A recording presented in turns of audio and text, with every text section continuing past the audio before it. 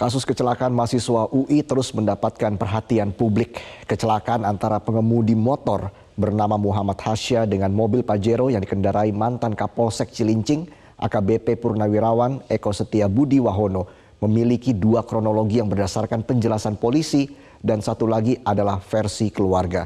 Kita lihat satu persatu seperti apa sebenarnya kronologi yang disampaikan oleh kedua belah pihak. Kalau kita lihat di sini dari kronologi versi polisi, Hasya disebut menyerobot jalur yang dilintasi Eko atau pengendara mobil lantaran menghindari genangan air dan korban tidak bisa mengendalikan kendaraannya lalu terjatuh. Berbarengan di arah yang berlawanan saat itu tengah melintas pengemudi mobil Pajero Eko Setia yang akhirnya menabrak korban hingga akhirnya korban tewas. Namun pihak polisi di sini mengatakan bahwa Eko Setia atau pengendara bukanlah penabrak dan juga korban tidak terlindas. Kita cek ke fakta berikutnya di mana kronologi versi ayah dari Hasya, yaitu pihak keluarga Hasya. Tentunya saat Muhammad Hasya berkendara tiba-tiba ada yang melintas, yaitu ada seseorang yang tiba-tiba melintas dan ini membuat Hasya otomatis mengerem mendadak dan terjatuh ke kanan. Dari arah berlawanan, mobil Eko Setia langsung menabrak dan melindas korban yang terjatuh di jalan. Hasya disebutkan tidak kebut-kebutan sebab sepeda motor korban hanya pecah kaca spion, tidak ada lecet dan baret. Salah satu teman korban sudah coba meminta tolong kepada pengendara Eko Setia untuk membawa ke rumah sakit, tapi yang bersangkutan tidak mau. Pengendara tidak mau membawa Hasya ke rumah sakit hingga akhirnya Hasya terkapar selama 20 hingga 30 menit di pinggir jalan. Kita cek lagi ke fakta berikutnya. Dan kemudian polisi menetapkan Muhammad Hasya sebagai tersangka, namun kasusnya di SP3 karena Hasya meninggal dunia. Menurut keterangan polisi disebutkan di sini karena kelalaiannya hingga Hasya meninggal dunia. Lalu juga polisi mengatakan Eko atau pengendara tidak merampas hak jalan orang lain karena saat itu berada di lajurnya. Dan polisi juga menjelaskan jika memang pihak dari keluarga korban belum puas bisa mengajukan pra-peradilan. Dan dari pihak keluarga mengatakan ada beberapa petinggi polisi meminta kami untuk berdamai karena katanya posisi anak ibu sangat lemah. Jadi nanti ini kita akan konfirmasi kepada pihak keluarga dan juga kepada pengacara dari pihak keluarga. Pihak keluarga tentu tidak bisa menerima keputusan kepolisian yang menyebut Hasya sebagai tersangka. Kami sudah terhubung dengan kuasa hukum korban Gita Paulina dan juga ibunda dari Muhammad Hasya, Ibu Ira, melalui sambungan telepon. Selamat sore Ibu Ira dan Mbak Gita. Selamat sore Mas. Baik, saya langsung ke Ibu Ira. Ibu Ira, sejak kasus ini menguak kembali karena kepolisian menetapkan Hasya sebagai tersangka. Seperti apa saat ini kondisi Ibu dan keluarga? Kondisi saya dan keluarga pasti dalam kondisi yang amat sangat sedih, amat sangat bingung. Karena sudah 100 hari lebih kami menunggu-nunggu bagaimana kelanjutan dari kasus ini, tapi sepertinya kok kami mendapat ending yang kurang mengenakan sama sekali. Ibaratnya kemarin anak kami sudah meninggal, sekarang kami yang ditikam. Baik, Ibu Ira, selama ini apakah ada mediasi yang dilakukan dari pihak keluarga dan juga pihak kepolisian? Dari pihak keluarga ada, tapi kami menolak. Apa alasannya, Bu? Mohon maaf Pak Reza, dalam hal menghilangkan nyawa orang atau sudah hilangnya nyawa seseorang, menurut kami tidak ada jalan damai, tidak ada restoratif justice menurut kami. Tapi mediasi ini pernah dilakukan tidak, Bu, sebelumnya? Antara pihak keluarga dan pihak kepolisian? Pernah oleh kepolisian. Saat itu siapa saja yang hadir, Bu, ketika mediasi dilakukan? banyak petinggi-petinggi polisi di situ sih Pak ya, karena dilakukannya juga di Subdit Gakum Pancoran, Kasubdit Gakumnya ada, Kanit Laka Lantas Polres Jakarta Selatan ada, Kasat Laka Lantas Polres Jakarta Selatan ada, dan ada beberapa yang melakukan penyelidikan saat itu, dan beberapa orang lagi saya lupa. Kebetulan kuasa hukum kami, Bu Gita juga ada saat itu. Oke, dalam mediasi itu Anda didampingi oleh kuasa hukum ya? Harusnya. Maksudnya seperti apa Bu? Dalam mediasi itu Anda ditemani oleh kuasa hukum atau memang Anda sendirian di situ dalam mediasi itu? Harusnya kami kan sudah membawa kuasa hukum kami, tapi kami dipisahkan dari kuasa hukum kami. Jadi kami berdua, saya dan suami dimasukkan dalam satu ruangan itu dikunci, kemudian kuasa hukum kami disuruh menunggu di luar. Oke. Apa yang disampaikan oleh pihak kepolisian Bu? Kepada Anda dan juga suami Anda? Sepertinya mereka meminta kami untuk udahlah terima aja Bu damainya gitu loh. Karena menurut mereka dalam kasus ini anak ibu posisinya sangat lemah. Saya bilang kenapa lemah? Lah wong anak saya udah meninggal kok, mau lemah di mana lagi gitu loh. Baik. Kata-kata itu keluar dari mulut pihak kepolisian ya Bu, bahwa posisi anak Anda lemah dalam hal ini, dalam kasus ini? Betul. Apakah Anda menanggapi hal tersebut? Kami menanggapi, maksudnya ya saat itu kami menanggapi dengan perasaan bingung. Bingung, kami harus gimana lagi?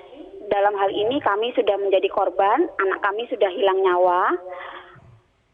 Apa iya kami harus mengalah lagi? Selama beberapa hari ini, maksudnya dari saat kejadian sampai dengan saat perdamaian itu, kami tuh udah diem aja loh. Tim kuasa hukum kami juga sudah diem aja loh. Cuman kok akhirnya kami juga yang disuruh mengalah dan kami berbicara tanpa kuasa hukum kami. Baik, jadi saya konfirmasi lagi, ada ajakan damai begitu ya dalam mediasi itu kepada pihak keluarga? Betul.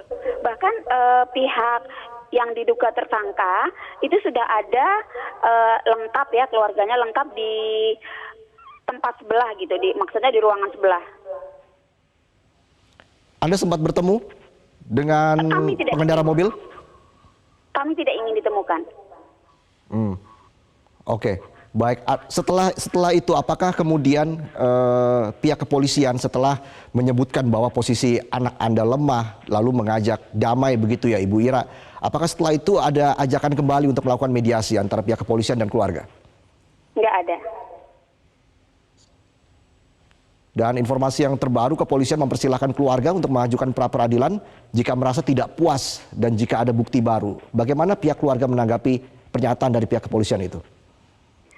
Setelah surat SP3 itu dan penetapan anak saya sebagai tersangka langsung di SP3 ya, karena surat penetapan sebagai tersangkanya sendiri kami belum menerima saat kami menerima SP3 itu. Menurut kami orang tuanya yang sama sekali tidak tahu hukum, yang buta hukum, semuanya kami serahkan kepada tim kuasa hukum kami. Baik, kami rasa kalau begitu saya langsung tim kuasa hukum kami ya sudah cukup mumpuni untuk menangani kasus ini. Oke, saya langsung ke Mbak Gita kalau begitu. Mbak Gita, sejauh ini sebenarnya kejanggalan seperti apa saja yang Anda gali atau temukan terkait dengan meninggalnya Muhammad Hasya? Baik, mungkin sebelum ke masalah kejanggalan ya Mas, mungkin saya perlu klarifikasi bahwa karena di media di mana-mana selalu ada klaim-klaim bahwa ada mediasi yang sudah dilakukan polisi. Ya, pertama bahwa saat itu memang kami keluarga korban dipanggil untuk datang ke satu tempat di daerah Pancoran, yaitu Subdit Gakum. Nah, saat itu keluarga tidak tahu sebenarnya tujuan dari pertemuan. Tapi keluarga sudah mengajak kami sebagai kuasa hukum. Nah, seperti yang tadi disampaikan oleh Ibu Ira, memang pada saat kejadian kami kemudian dipisahkan, mereka masuk di satu ruangan khusus, bahkan dikunci, ya kami tidak tahu apa yang terjadi di situ. Bicara bahwa kasus lemah kepada 2 orang yang kalau boleh dibilang buta hukum. Tentunya itu membuat syok, dan apalagi dalam kondisi saat itu ruangan terkunci. Tidak ada akses, kami tidak bisa masuk karena ketika saya mencoba masuk, saya tanya, Pak, kita ini kuasa hukum, kami mau mendampingi, boleh nggak kami masuk? Dinyatakan bahwa Bu Ira ini dan suaminya sedang curhat, tidak perlu diganggu. Nah, hal-hal seperti itu, yang menurut kami klaim itu sebagai pertemuan itu sebagai mediasi itu sangat tidak layak ya. Untuk berbagai pihak bilang sudah ada mediasi yang dilakukan polisi. Seperti itu. Jadi ketika Bu Ira dan suaminya kemudian menyatakan bahwa Ibu Ira dengan menangis bilang katanya lemah Mbak gitu kan. Itu kami melihatnya bahwa itu sama sekali bukan dimediasi. Nah, kemudian kalau Mas menanyakan mengenai apa sih kejanggalan-kejanggalan yang terjadi, tentunya kita bicara mengenai bagaimana prosedur yang dilakukan oleh polisi. Ketika polisi menangani kasus ini dari mulai setelah terjadinya kecelakaan, OTKP termasuk perlakuan dari polisi kepada si terduga pelaku. Nah, tadi sempat dibahas, pertama adalah polisi mengetahui ada tindakan pelindasan, ya kan? Polisi bertemu dengan terduga pelaku tapi tidak melakukan tes urin. Karena terus terang banyak kejadian suatu tindak kecelakaan terjadi itu bisa jadi bahwa seorang pengendara tidak dalam keadaan sadar. Nah, kalau tes urin tersebut tidak dilakukan, bagaimana kita tahu bahwa sebenarnya pengendara itu dalam keadaan layak untuk mengemudi sehingga dia tidak dapat menghindari adanya halangan di depan kendaraannya. Oke, apalagi Mbak Gita, kasus ini kan sudah terjadi sejak Oktober 2022 hingga akhirnya pada bulan Januari atau awal tahun 2023 keluar begitu surat dari pihak kepolisian bahwa Hasya ditetapkan sebagai tersangka. Ini selama ini pihak keluarga dilibatkan sedalam apa dalam pemeriksaan kasus ini, Mbak Gita? Ya. Baik, sebetulnya keluarga itu datang ke kami itu di akhir November, awal Desember, keluarga itu datang dan sebenarnya dari pihak keluarga itu selalu menanyakan kepada polisi yang menangani kasus ini. Bahkan 19 Oktober Pak Adi, yaitu bapaknya Hasya, itu membuat laporan polisi. Tapi laporan polisi itu tidak pernah ditindaklanjuti. Bagaimana laporan polisinya, itulah yang membuat gusar dari keluarga. Kenapa kok tidak ada kejelasan mengenai bagaimana sih jalannya penanganan kasus ini oleh polisi. Nah, tadi bicara bagaimana kemudian keluarga kan mengetahui adalah dari SP2HP. SP2HP dan SP2HP-nya juga bermasalah. Karena SP2HP itu tidak pernah menyatakan bahwa di 2 Desember sudah masuk penyidikan. Keluarga tahu bahwa selama sudah penyelidikan masuk penyidikan itu di 17 Januari. Keluarga tidak dilibatkan ya Mbak Gita selama ini? Tidak ada namanya gelar perkara mengikut sertakan pihak kami. Ketika kami meminta gelar perkara luar biasa, ternyata sudah di SP3. Baik, selanjutnya langkah hukum seperti apa Mbak Gita yang ditempuh oleh pihak keluarga ini untuk bisa melepaskan status tersangka dari Hasya? Memang banyak hal sedang didiskusikan, dirumuskan oleh tim. Salah satunya mungkin pra peradilan, tapi itu pula masih perlu pengkajian di kami. Tapi pastinya akan ada upaya-upaya hukum yang lebih banyak lagi untuk mengungkap dan sekaligus supaya kasus ini dapat diperiksa sesuai dengan hukum yang berlaku. Baik, saya kembali ke Ibu Ira. Ibu Ira, apa yang ingin Anda sampaikan di sini harapan Anda untuk langkah hukum yang akan ditempuh oleh tim kuasa hukum Anda?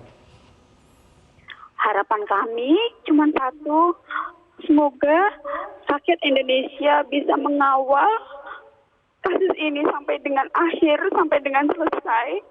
Bukan hanya mengawal dicopotnya status tersangka dari anak kami, tapi dikawal sampai dengan selesai tuntas kasus ini.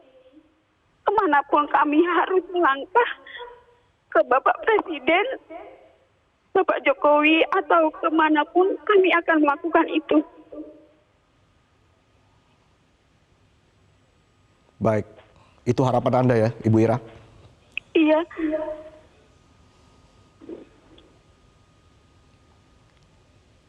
Baik, terima kasih Ibu Ira sudah bergabung bersama kami di Prime Time News. Kita akan terus memantau perkembangan kasus ini seperti apa. Dan juga terima kasih Mbak Gita Paulina, kuasa hukum korban, telah bergabung bersama kami di Prime Time News.